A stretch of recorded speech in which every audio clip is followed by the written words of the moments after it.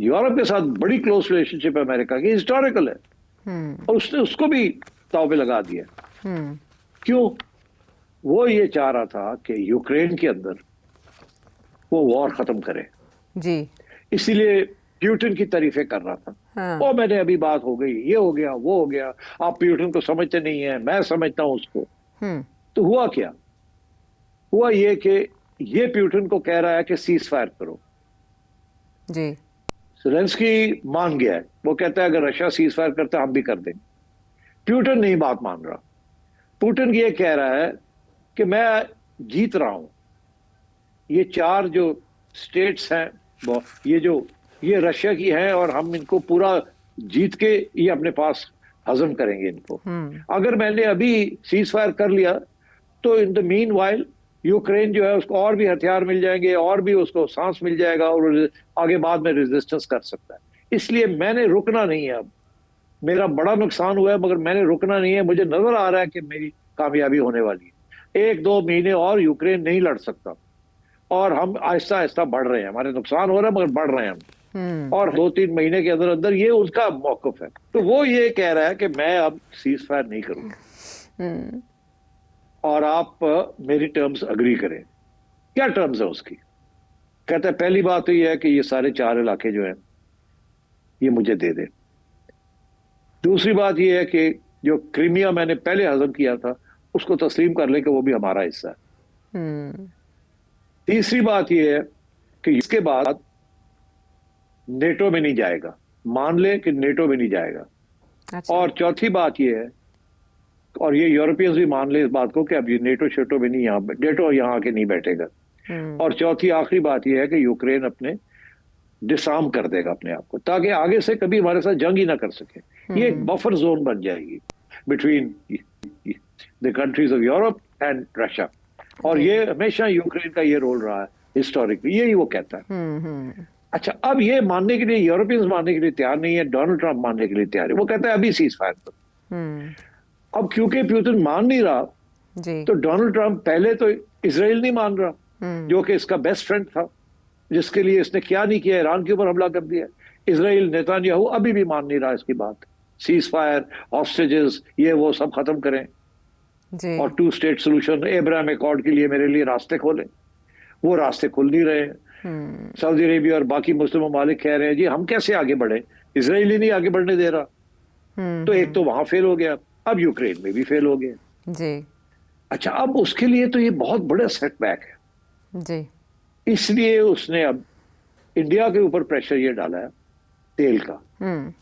Actually वो India के ऊपर नहीं है, वो रशिया के ऊपर प्रेशर है। वो रशिया को थ्रेटन कर रहा है कि मैं तुम्हारे ऊपर सैंक्शंस लगा दूंगा। आगे से रशिया का जवाब ही आता है लगा दो, हमारे ऊपर क्या सैंक्शंस लगाओगे, हम तो वैसे ही, हमें जरूरत नहीं है बहुत सी चीजों की। We are not concern about sanctions, जितने हैं हम उसको चला रहे हैं काम। अब वो चाइना को रोक नहीं सकता बिकॉज चाइना भी तेल ले रहा है। इंडिया 35 to 38% अपनी रिक्वायरमेंट जो है वो रूस से लेता है। तो वो अब इंडिया के ऊपर प्रेशर डाल रहा है कि तुम तेल लेना बंद करो ताकि रशिया के ऊपर प्रेशर पड़े। ये किस्म का इनडायरेक्ट सैंक्शन।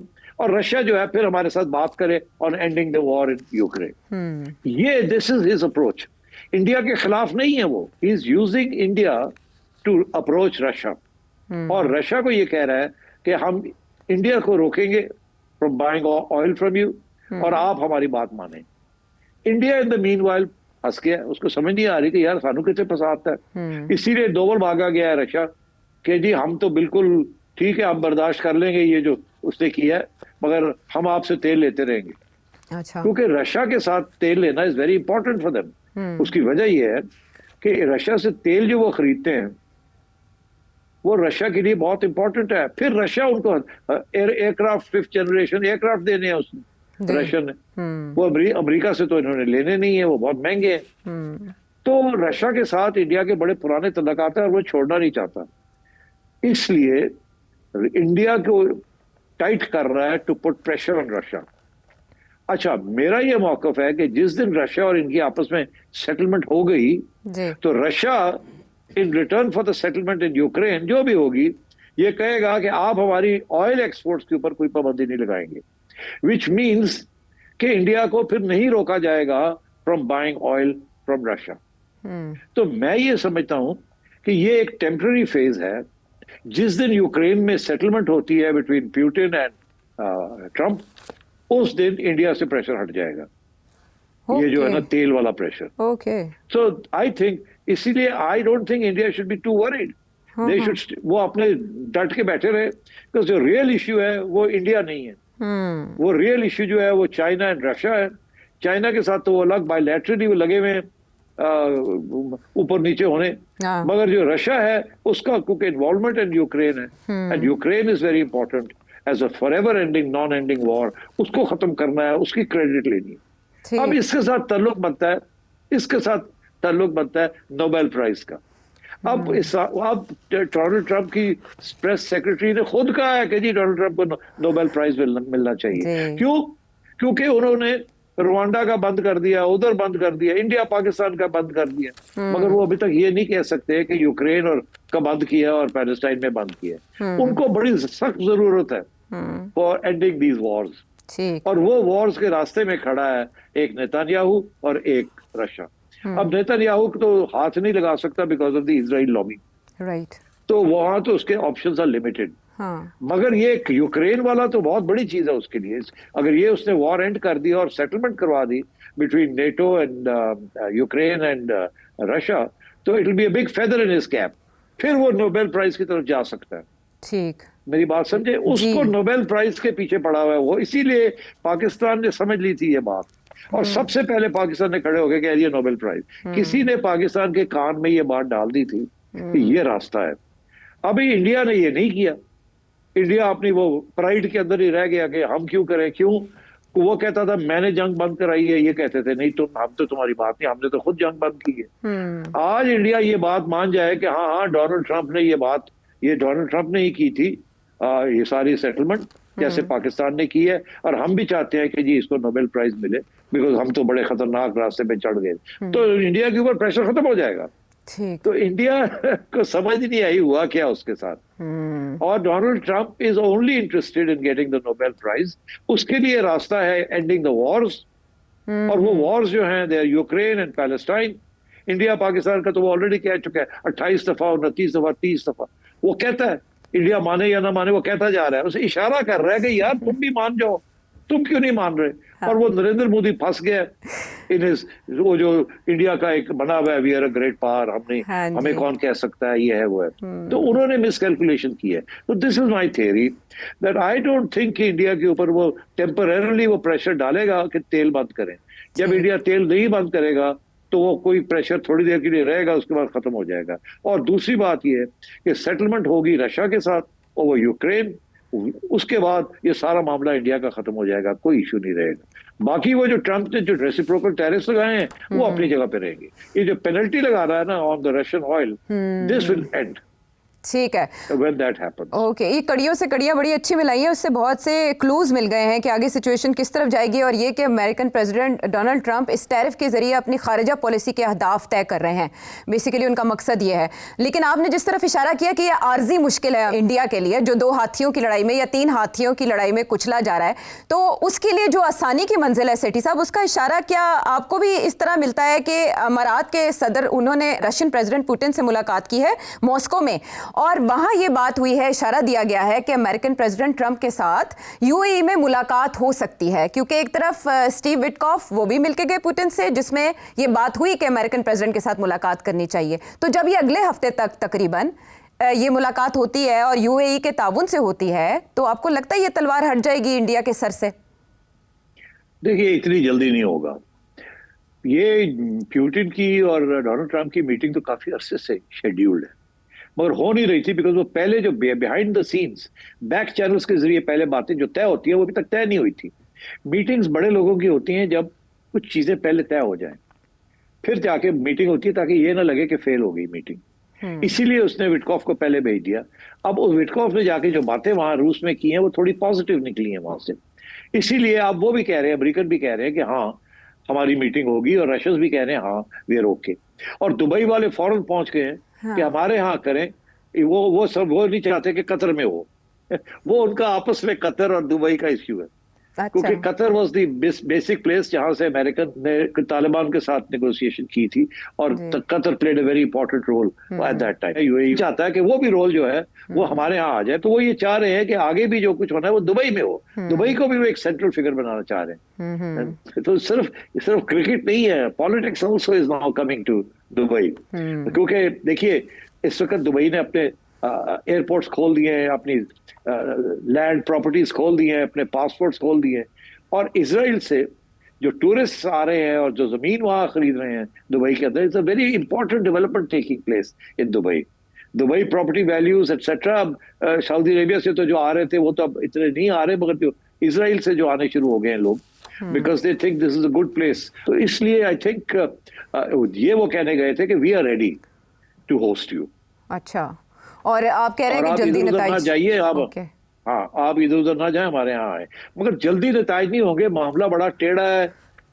ये जो है ना प्यूटिन, ये किसी स्टेज पे भी ये जो इसने विक्ट्री जिस हद तक कामयाबी हुई है जंग के अंदर यूक्रेन में, उसको नहीं छोड़ेगा, वो आगे बढ़ना चाहेगा, मगर वो फिर बड़ी एश्योरेंसेस चाहेगा फ्रॉम अमेरिका कि आप बढ़ेंगे नहीं, आप ये मानेंगे, ये मानेंगे, ये मानेंगे, हमारे साथ ट्रीटी करें, इवेंचुअली ये 4 इलाके हमारे होंगे, नेटो पीछे हटेगा, ये सारी बातें वो मनवाएगा। मगर बात थोड़ी आगे आहिस्ता आहिस्ता बढ़ती है। ये नहीं होगा कि दोनों मिल जाएंगे और उस वक्त यूक्रेन की बंद हो जाएगी। ज्यादा से ज्यादा ये हो सकता है वो कहेगा अच्छा जी हम इतने दिन के लिए सीज फायर कर लेते हैं, आप ये करके दिखाएं हम, मगर ये इतनी जल्दी सेटल नहीं होगा। हो जाएगा, इवेंचुअली हो जाएगा, because Russia is winning and Ukraine के अंदर, and Zelensky and NATO are losing. तो इसलिए डोनाल्ड ट्रंप को भी थोड़ा रियलिस्टिक होना पड़ेगा, बट वो चाहता है कि लूली लंगड़ी जिस किस्म की भी सीज फायर हो जाए, मैं कम से कम ये कह सकूं कि मैंने जंग को रुकवा दिया। और इसमें वो जितना टाइम दे रहे हैं उस टाइम में रेत हाथों से खिसकती जा रही है, वक्त निकलता जा रहा है और काफ़ी ज़्यादा डैमेज हो जाता है। जैसे भारत को कोई ना कोई रास्ता लेना पड़ रहा है सिचुएशन में कि 25 से 50% तक चला गया टैरिफ, और उनकी जो अपनी ट्रेड मार्केट्स हैं वो बेचारी इस वक्त परेशान है कि किस तरफ को जाएं। तो अजीत डोवल चले गए मॉस्को, और उसके बाद जयशंकर साहब का भी इस मंथ के एंड पे विजिट है scheduled for Russia. Meanwhile Narendra Modi ji का कहा जा रहा है कि वो अब बीजिंग जाएंगे 31 अगस्त को, जो शेड्यूल है एससीओ कॉन्फ्रेंस। सो ये भी तो एक पॉसिबिलिटी है। जो आपके नाज़िर हैं आपके शो के आसिफ शेख साहब आयरलैंड से, वो भी ये जानना चाह रहे थे कि ऐसे हो सकता है कि सिचुएशन का फ़ायदा रशिया उठाए और चाइना को, इंडिया को एक टेबल पे बिठा के साथ खुद भी बैठ जाए और कोशिश करे कि अमेरिकन कैंप से इंडिया निकल ही जाए। देखिए इंडिया के ऊपर तो ऑलरेडी बड़ा प्रेशर है ना फ्रॉम डोमेस्टिक, कि बिट्रे किया अमेरिका ने, तो अमेरिका के साथ तो बैठना जो है बड़ी खतरनाक बात है। आप बहुत से लोग इंडिया में ये कह रहे हैं कि आप चाइना के साथ अपने तल्लुकात ठीक करें। एक तो ये कि आप थोड़ा सा प्रेशर पड़ेगा अमेरिका के ऊपर कि अगर अच्छा आप हमें टाइट कर रहे हैं, हम जाके चाइना से सलाम दुआ ले लेते हैं। तो एक तो ये है, इसीलिए नरेंद्र मोदी ने सोचा कि मैं जाऊं वहाँ और कम से कम उसको न्यूट्रलाइज करूं चाइना को। तो चाइना भी तो एंटी इंडिया है ना इस वक्त, चाइना इज प्रो पाकिस्तान। तो थोड़ा सा मैं वहाँ जाके उनसे भी बात करूँ। और इसी तरीके के साथ एससीओ के अंदर वहां भी तो सारे बैठे हुए हैं ना, एंटी अमेरिकन लॉबी बैठी हुई है एससीओ में। अब इंडिया भी वहां जाएगा तो वो भी प्रेशर है, वहां भी इंडिया जो है ना उनके साथ देगा। This is a message for Donald Trump कि तुम ये कर तो लो, मगर at the end of the day वो जो ग्रेटर गेम है उसके ऊपर हमें हम आपका साथ छोड़ देंगे, हम भी अपने रास्ते निकालेंगे, कहीं ना कहीं न्यूट्रलाइज करेंगे अपने लोगों को। तो I think India foreign policy जैसे कहते हैं ना, जबरदस्ती उनको रिव्यू करनी पड़ रही है। और बड़े लोग इंडिया में ये कह रहे हैं कि यार आपने चाइना के साथ क्या पंगा लिया, छोड़े, चाइना को न्यूट्रलाइज करें, ताकि पाकिस्तान, जैसे पाकिस्तान के अंदर कुछ लोग हैं वो कहते हैं इसराइल को न्यूट्रलाइज करें, इस तरीके से इंडिया के अंदर लोग हैं जो कहते हैं चाइना को न्यूट्रलाइज करें और अमेरिका के कैंप में मत जाए, वहां देखें आपके साथ क्या हुआ। तो मैं ये समझता हूँ कि इंडिया कभी भी चाइना के साथ वो दोस्ती स्ट्रेटेजिक नहीं होगी जो पाकिस्तान की है। ये भी एक सवाल था कि जी क्या पाकिस्तान के ऊपर क्या इसका नेगेटिव इम्पैक्ट हो सकता है, मैं नहीं समझता। चाइना क्या, all fair weather friend is Pakistan and vice versa. मगर इंडिया के जो बॉर्डर एरियाज हैं उसके लिए इश्यूज, और प्लस इंडिया की बड़ी तजारत है with China. India runs a big, China runs a big surplus with India. और फिर ये जो है कि चाइना के ऊपर जब प्रेशर पड़ रहा है इतना, तो लोग वहां से इन्वेस्टमेंट, फॉरेन इन्वेस्टमेंट बंद करके तो वो या इंडिया में आएंगे या पाकिस्तान में जाएंगे या कैम्बोडिया में जाएंगे या अपनी अपनी फैक्ट्रियां उठा के वहां से जाएंगे ना कहीं। तो सारे तो उठ के नहीं चले जाएंगे ना अमेरिका वापस। ऑलरेडी इंडिया के ऊपर झटका लगा है अभी और चाइना के ऊपर झटका लगा है, और अमेरिकन बायर्स जो हैं वो पाकिस्तान, कैम्बोडिया, बांग्लादेश टेलीफोन करने शुरू कर दिए उन्होंने कि हमें ये चाहिए, हमें बताएं कैसे देंगे, ये करेंगे। वो भी सोच रहे हैं कि यार ये बड़े अनस्टेबल सिचुएशन चल रही है, हम अपनी सप्लाई लाइंस को ठीक करें।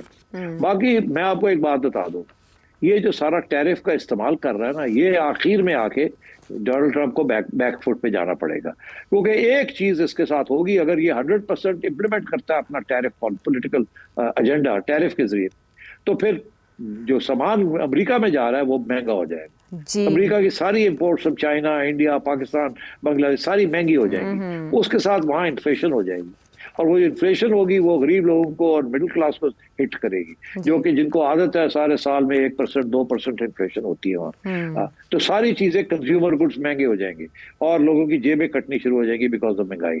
तो ये डोनाल्ड ट्रंप अफोर्ड नहीं कर सकता, कोई प्रेसिडेंट, प्राइम मिनिस्टर, कोई महंगाई अफोर्ड नहीं कर सकता आवाम के लिए। सो आई थिंक ये अभी झटके मार रहा है, बट इन द एंड आपने देखा जब कॉम्प्रोमाइज कर लेता है कि आप रेसिप्रोकल कम कर दे, वो अब कर लेगा, मगर at the end of the day इसको एज अ पॉलिटिकल वेपन मैं नहीं समझता इस्तेमाल कर सकेगा।